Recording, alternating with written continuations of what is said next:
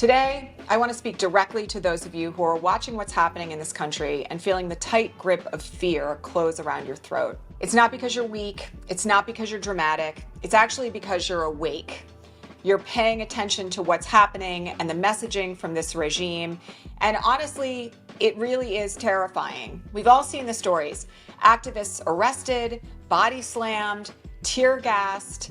We've seen teachers silenced, journalists attacked, and entire communities criminalized. And maybe in your most honest moments, you've wondered, if I speak up, will they come for me too? I hear you. I think none of us are immune to it at this point, but here's what I really want you to know today. The very fact that they are trying to silence us shows that our voices matter. The very fact that they are cracking down on dissent means that they're afraid of our collective power. So today, we're going to talk about what it means to be brave in the face of free speech repression. Not performatively brave, not Instagram brave, but legacy level brave. The kind of courage that can shift the future of this country, starting right where you live. So stick around. Hi, if you're new here, I'm Elizabeth Cronise McLaughlin. I'm a lifelong activist and organizer, a former human rights and Wall Street attorney, and for the last 15 years, I've been working with people just like you who know they're here to create big change and want support in doing exactly that. If you're interested in learning more about how you can make a difference, download our free guide on how to create change without burning out. And don't forget to subscribe to this channel where every week we drop videos to instruct and support you in how you can make a difference right now. And lastly, if you're ready for another big step, book a free strategy call with us to learn how we work with folks inside the Ripple Effect Institute. The link for that is below. Okay, so let's get one thing straight. The suppression of free speech right now is a strategy, not a sign of strength by this administration. Every authoritarian regime in history has sought to target the voices of those who told the truth. And even here inside the United States, when we look back at civil rights movements of the 50s, 60s, and 70s, we often forget that Dr. King was under constant surveillance by the FBI.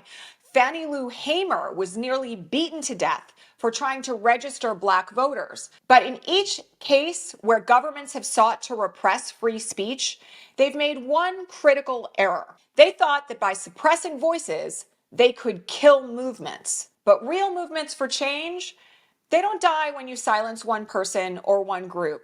In fact, they tend to multiply. And as of right now, you are being invited to be a part of a current multiplication. Not as a martyr and not as a hero, but as someone who refuses to give up their voice in the face of threat and intimidation. So let's talk for a minute about what happens when we choose to stay silent. Not just from a place of cowardice, although arguably there is some of that in play sometimes, but really from a place of believing that if we just shut up, we'll be safe. And I get it. I have kids, we all have jobs, we have people in our own communities that we care about, and sometimes we think to ourselves, I've got enough on my plate. Why would I want to put a target on myself by speaking up for change? That comes from a place of thinking, if I don't rock the boat, maybe those in power who are exerting violence against others won't come for me. But the truth is that in authoritarian states, no one is safe, and you cannot negotiate or rationalize your way out of who they're coming for next. Silence actually doesn't keep you safe. And we've seen examples of this over and over again just in the last few months. Because they're not just coming for people at the front of protests in the streets. They're coming after teachers. They're coming after people who speak their minds on social media. They're coming after people who are simply living their lives as themselves. They're coming for bodily autonomy. They're coming for elections. And they're definitely coming for anyone who they perceive to be a threat to their power. If you think silence is a shield, I promise you it's actually a muzzle. And when we accept the muzzle, we allow them to choose the future for all of us. Here's what we have to talk about next. Real courage isn't necessarily loud, but it is local. One of the most dangerous myths about bravery in this era is that it has to be performative or it's not real. Big speeches, huge protests, viral videos, and you better announce what you're doing on social media. I'm here to tell you that actually that's not a winning strategy.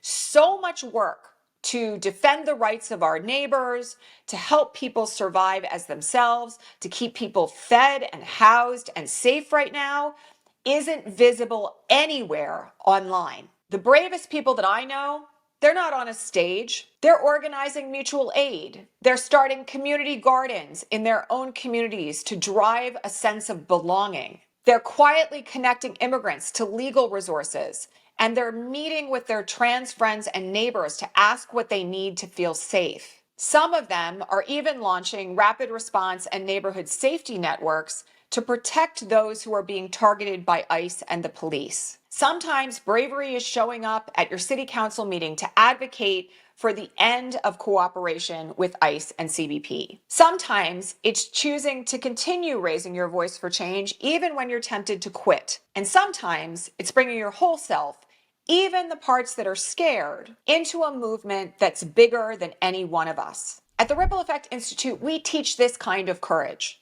Because the last thing any of us needs is more performative posts on social media. What we actually need is leaders who can plant seeds that last. Now, you may be thinking at this point, okay, Elizabeth, but what if they actually do come for me? So let's talk about the fear. And this is a point where we need to talk about fear versus threats.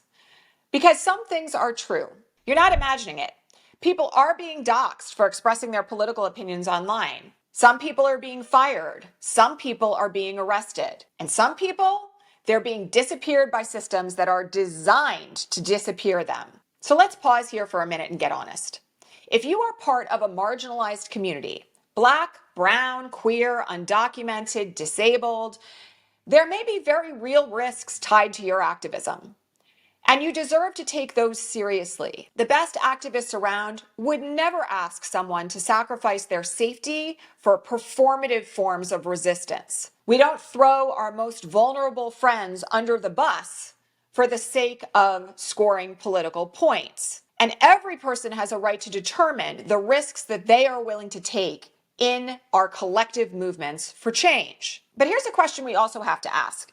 And it's especially important for those of us who hold any relative form of privilege. Am I actually under threat?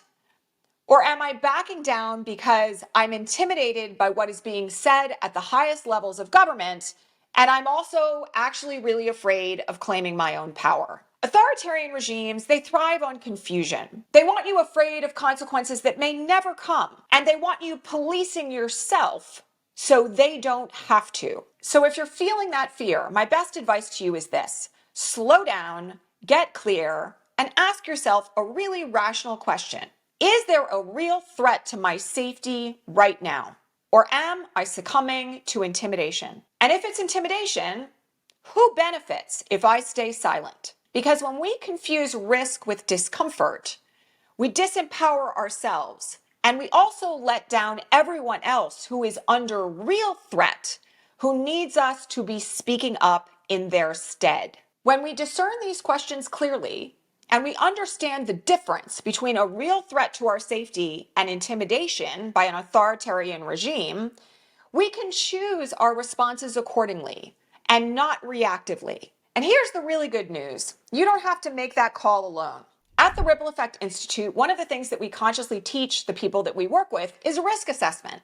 We build support plans, we build safety networks, we help you choose when to speak, how to speak, and most significantly, how to stay safe while still building power. Because when we work together in collective action, there's no way that they can come for all of us. Not if we've done our work well. Not if we've built effective networks for safety and survival and disruption. And it's critically important that we do the work to change this country in trusted relationships in community. Moving at the speed of trust, like the great activist Adrienne Maree Brown recommends, is something that is critical to the safety of all of us in this time. Now, if you've been doing this work alone, or you've been frozen in fear trying to figure out how to even start, I want to invite you again to download our free guide on how to make a difference without burning out. And if you think you might be ready for more, I want to invite you to take the next step and book a free strategy call with our team.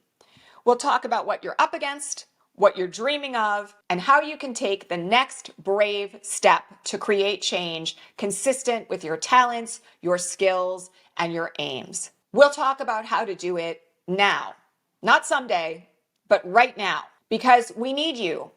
We need everyone's voice together, rising bravely to advocate for change.